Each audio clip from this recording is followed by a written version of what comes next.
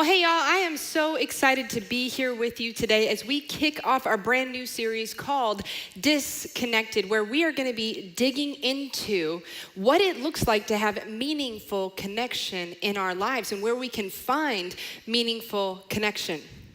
Because meaningful connection is so vital in our lives, and we may not be able to recognize it here, but we certainly can feel it here.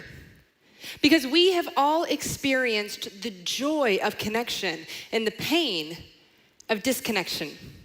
We have experienced the joy of being truly seen and known and understood and felt the pain of feeling forgotten.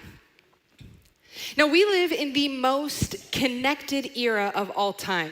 I could pick up my phone right now and I could call somebody on the other side of the planet. I could tweet something out that millions of people could see if I had more than 11 Twitter followers.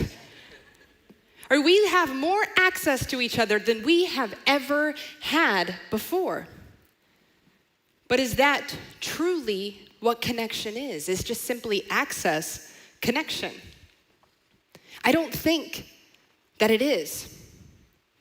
Because you and I, we need connection that goes beyond a text or a tweet, a like or a comment, a follow or a share. Because a double tap on a screen cannot make us feel truly seen and known. So if that's not what connection is, then what is it? To discover that, we have to go all the way back to the beginning, because in the beginning, we can see God's design and his desire for our world. So we're going to jump in here. It says, Genesis 1:27 says that God created mankind in his own image. In the image of God, he created them, male and female, he created them. Now, this word image right here is really important, because when we think of an image, I think we typically think of a picture. But there is so much more to this word in this context than that. My daughter, she looks a lot like me. All right, she even has this crazy mop of hair. She looks like me, but that is not where our resemblance stops. Because just like me, she is super grumpy in the morning. All right, when she sees wrongs in the world, she wants to correct them. She is fierce and she is loyal. She is a hot mess and she is all mine. She hasn't just taken on parts of my physical appearance. She's also taken on parts of my character. And the same is true of you and I. We were created in the image of God. That means we were created in the image of his character and his identity. And connection is rooted in the identity of God. All right, think about this with me for a moment. God doesn't need us for anything. He didn't create us because he needs us. He created us out of his desire to share his love, because God is love. He created us for connection. You were created for connection. And a beautiful image of the kind of connection that we were created for shows up here a few verses later in Genesis 2:25. It says, Adam and his wife were both naked, and they felt no shame. They felt no shame.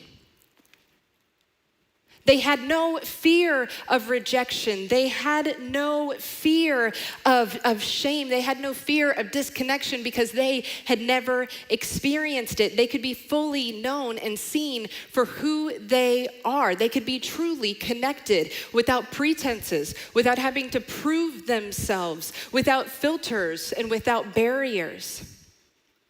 They were fully known and seen. They were genuinely connected. And God created a beautiful garden for Adam and Eve to live in, where all of their needs were met perfectly. And in this garden, they only had one rule. God gave them one boundary that he trusted them not to cross. And that is, they were not permitted to eat from the tree of the knowledge of good and evil. Basically, you can do anything you want, just don't do that. And so one day, the serpent came. Satan came and changed the world forever. Because he came and he challenged Adam and Eve's relationship with God. He challenged the boundaries that God had created. And he convinced them that there was something more that they should want, something more that they should desire, something more that they should long for. And they made a devastating choice. This is what happened to Eve. It says, she saw that the tree was beautiful, and its fruit looked delicious, and she wanted the wisdom it would give her. So she took some of the fruit and ate it. Then she gave some to her husband who was with her, and he ate it too. They made a devastating choice.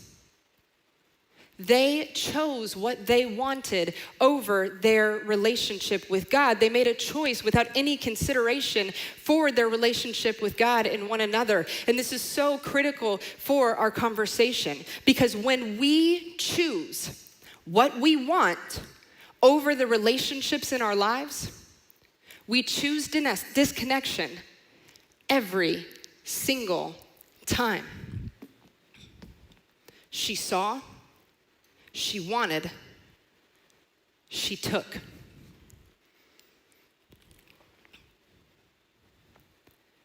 At that moment, their eyes were opened, and they suddenly felt shame at their nakedness. So they sewed fig leaves together to cover themselves. They suddenly felt shame. Shame is always the first consequence of disconnection. And shame is a beast, because shame is when we look at ourselves and we believe that there is something wrong with us. We believe that there is something defective about us, and it is so incredibly painful. Adam looked at himself and he felt shame because he was naked. Eve looked at herself and she felt shame because she was naked. They felt shame about being who they truly were. They felt shame about being vulnerable. They felt shame about being seen and being known. And so, they covered themselves. They hid away to try to protect themselves from the pain of the shame that they were experiencing. And we do the exact same thing when we feel that disconnection in our lives. We cover ourselves, sometimes physically, but most often emotionally. We cover ourselves so that we don't have to experience that pain. Because if we can get really real for a moment, there is nothing like the pain that we experience when we experience disconnection in our lives. All right, and imagine when somebody that you love dies. That connection is so incredibly painful. All right, when we go through a divorce, the person that we had shared the most intimate connection with in the entire world is suddenly separated from us. All right, estrangements and betrayals, somebody who was supposed to love us that is now far, far away. Affairs, when someone chooses what they want over your relationship. All right, I grew up in the military. I know we have a lot of military families. All right, you move to a new place. You build an entire new support system just to have to leave a few short years later. Disconnection is painful. Dr. Brené Brown is a social scientist, and she has done a ton of work when it comes to meaningful connection, because we live in an era of disconnection. And so she has a unique perspective on this. And so she did several years of research, her and her team, and they were able to boil down disconnection to a single variable. They were able to find the one thing that enables us to find meaningful connection in our lives. They were able to boil it down to the one thing that can redeem connection in our lives. Do you want to know what it is? It's our ability to engage with our own emotions. The one thing that enables us to meaningfully connect with the world around us is the ability to look inward, the ability to reflect. The one thing that can help us connect with the world around us is when we learn to connect with ourselves. It starts with us. And so a handful of years ago, I was going through a really difficult season. I wasn't sleeping. I didn't have an appetite. I was really struggling to focus. It was one of those moments in life that I think many of us have experienced when you find yourself standing in a place that you didn't expect, when life looked different than what you had expected. And I wish I could tell you the one thing that happened to be bothering me, but honestly, like difficult seasons in our lives, it's not one thing, it's 20 things. And so I sat down with a good friend of mine, and we just talked. I was venting, I was frustrated, I was just kind of letting it all out. And she asked me an important question. She said, "How do you feel about that?" And I'm not a feely person, y'all, so I was pretty proud of myself when I was able to find a word. I looked at her and I said, "You know what? I feel sad." And she looked at me like I was crazy. She goes, "Sherri, you're not sad. You're mad." And what I wanted to say, I think what a lot of us would want to say is, "You don't know my life." But she was right.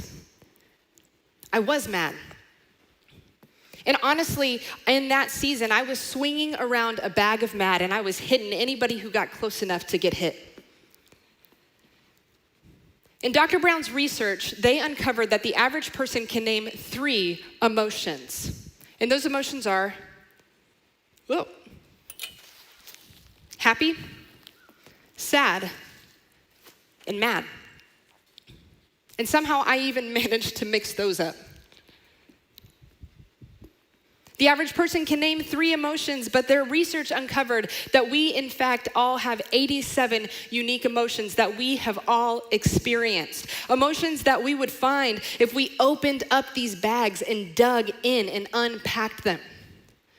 Now, I don't think our time is going to be well spent trying to identify and memorize 87 unique emotions. But what I do think is that if we want to learn how to meaningfully connect, we have to at least learn to engage with our emotions. And so today, I want for us to look at a verse some words that the Apostle Paul had to say to us about how we can meaningfully engage with our emotions. Now we are going to look at a letter that Paul wrote to some folks in a place called Ephesus. And these folks were experiencing a great deal of disconnection. So let's see what he had to say. "Be angry and do not sin. Do not let the sun go down on your anger." So anger is a really, really great place for us to start if we want to talk about the effect that our emotions can have on meaningful connection, because I think we have all experienced disconnection that is rooted in anger. All right, anger is not a great feeling, and when we feel big emotions like anger, we tend to react in one of 2 ways. All right, some of us react outwardly. All right, we yell, we stomp, we slam doors, we stonewall. Others of us, we kind of do the opposite. We stuff it down, we stew on it, and we chew on it. And both of these extreme reactions are true of almost any experience, any emotion in our lives. But I need it for us to notice something here that is super key. All right, Paul doesn't say, "Don't be angry." He says, "Be angry." Feel what you feel. Name your emotion. There are things in our world we should be angry about. All right, when we see injustices in our world, when somebody that we love gets hurt, when somebody crosses our boundaries, we should get angry. Jesus got angry. It is a God-given emotion.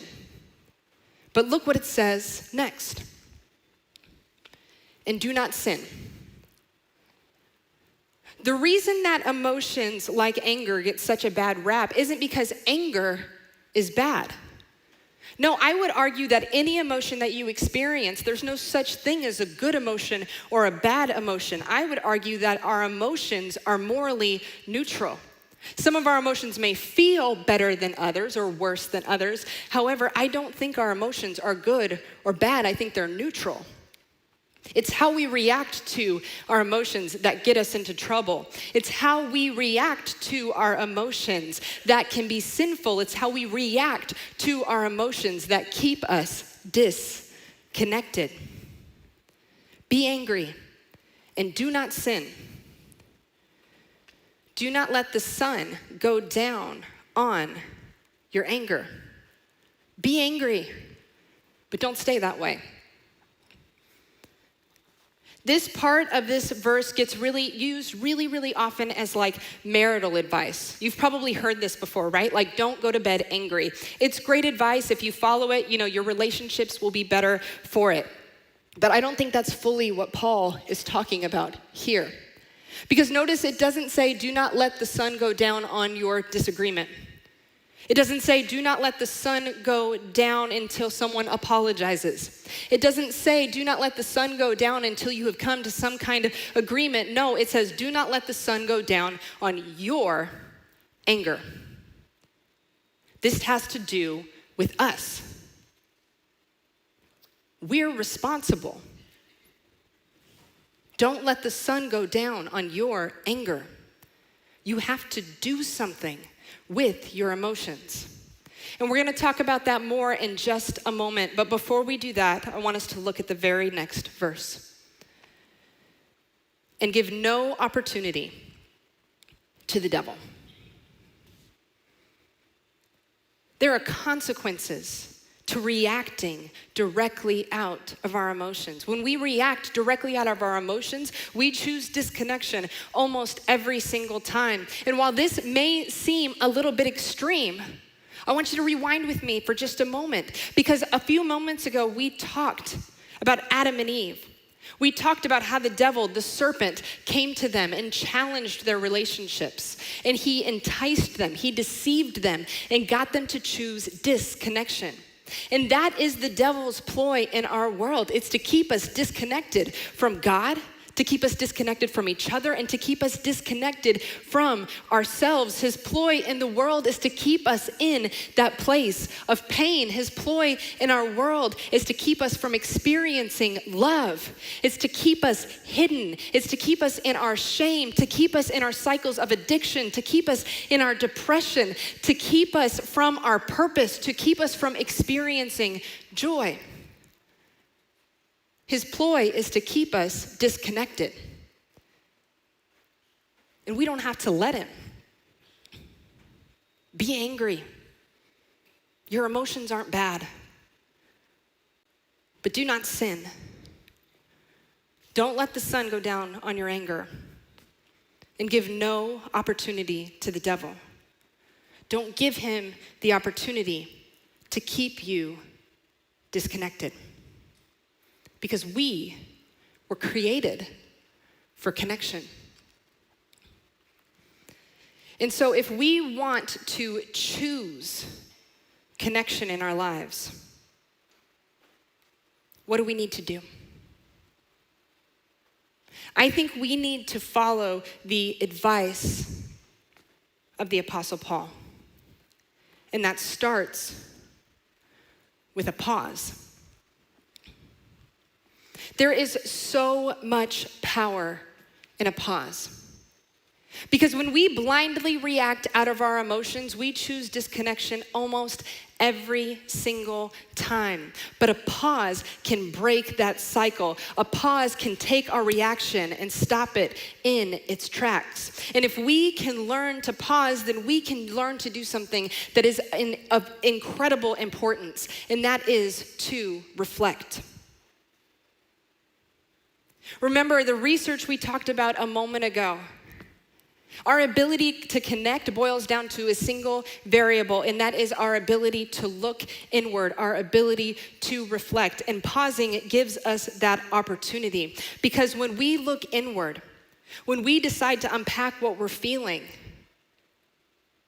it gives us an opportunity to connect.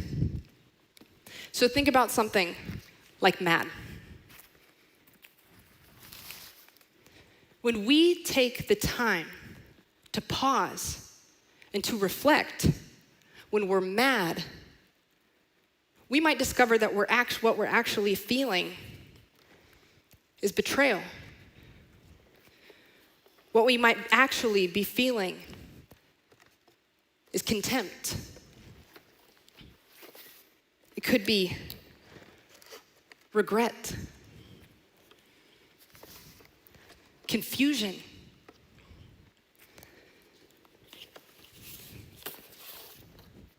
It could even be hangry.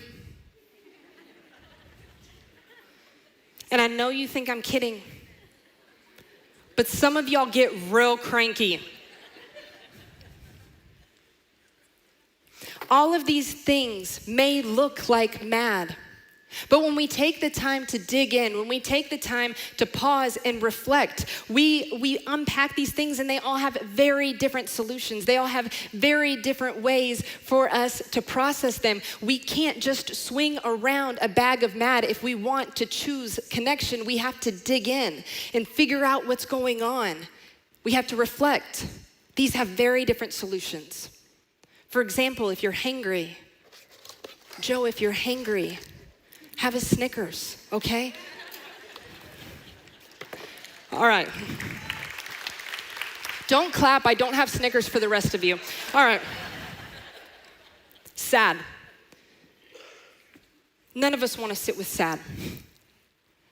But when we hold a bag of sad in between us and the world, it is impossible for us to meaningfully connect. We have to pause and we have to reflect. We have 87 unique emotions, and sad cannot begin to cover what it is that you're experiencing. But when you take the time to pause and to reflect, you might discover that what you're really feeling is loneliness or jealousy, stress. We all respond to stress in very different ways. Empathy. We might feel sad for someone else. Guilt. Or one of dozens and dozens of other things. We can't just swing around a bag of sad. We have to pause and reflect. Because all of these things might look like sad, but they have very different solutions. Happy. Now, most of us don't think it's necessary to reflect on happy, but a feeling like happy doesn't just automatically create connection. We still have to pause and reflect if we want to connect when it comes to happy. Because when you reflect on happy, you might feel that what you're feeling is nostalgia. Right? You're looking back at all of the blessings that you've experienced in your life. It might be pride in a good way, right? You're proud of your accomplishments, proud of your kids, proud of your friends. It might be that you're feeling belonging. It might be gratitude. Reflecting on happy, pausing and reflecting on happy does nothing but add color to your happy.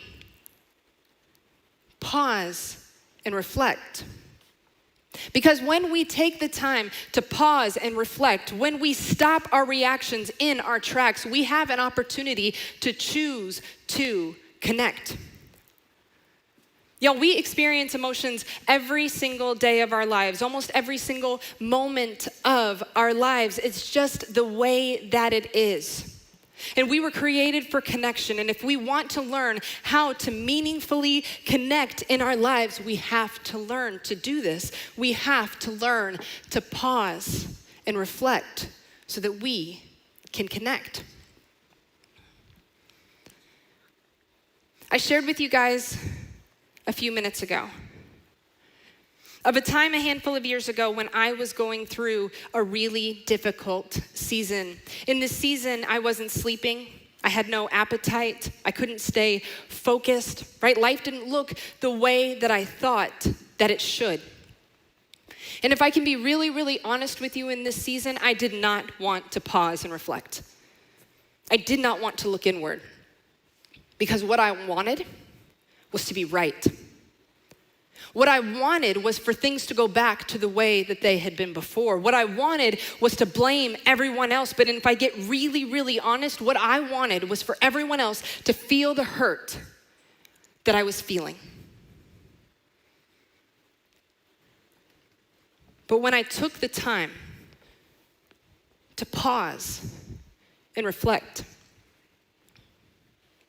when I took the time to sit down with my mad and unpack it, I discovered that what I was really feeling was grief.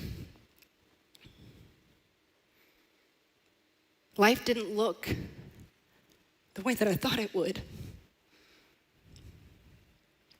Life didn't look the way that I thought that it should.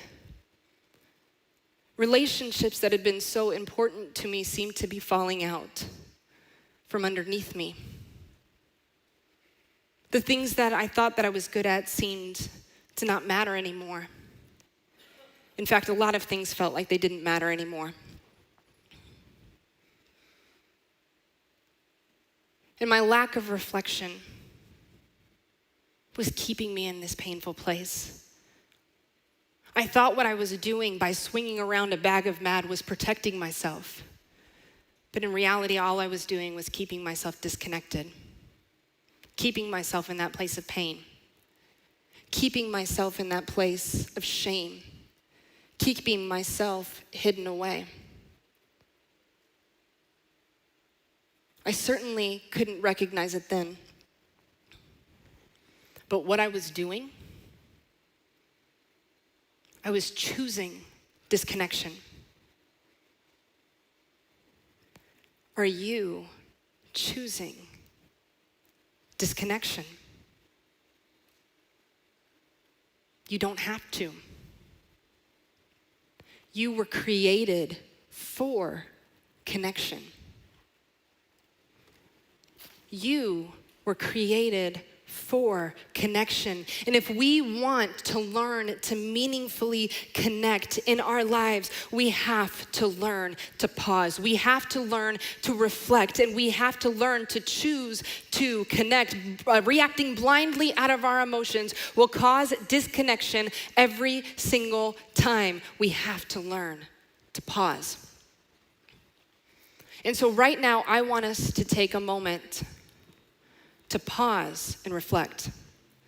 I want us to take a moment to choose connection. And so will you guys close your eyes with me?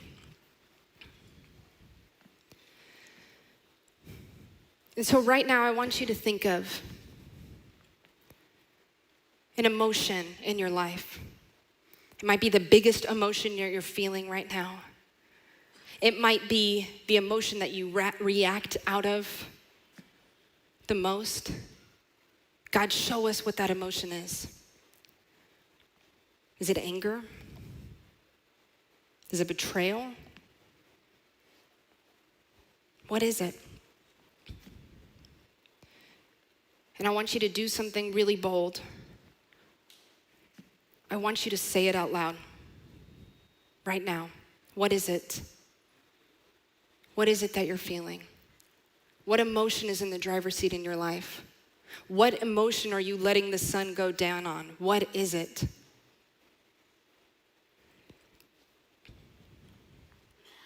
And so, God, you hear us.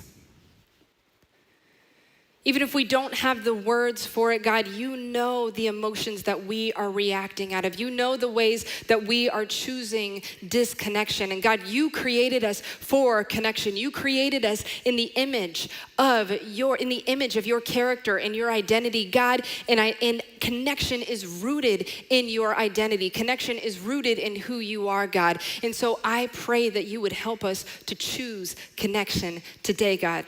I pray that you would instill in us the patience to choose to pause, even when we don't want to. God, I pray that you would give us the wisdom to reflect.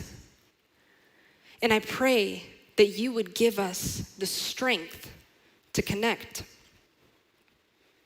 even when all we want to do is hide away. God, it starts with us. And so, God, I pray That as we all go on this journey of learning what it looks like to meaningfully connect, to learn what it looks like to live out of the unique purpose of connection that you have given every single one of us, God, I pray that you would continue to reveal to us what that looks like for each and every one of us individually, God, because if we want to learn to meaningfully connect, it starts with us. We are the ones getting in our way, God, so help us to get out of our own way. God, we love you, and it's in your name that we pray. Amen.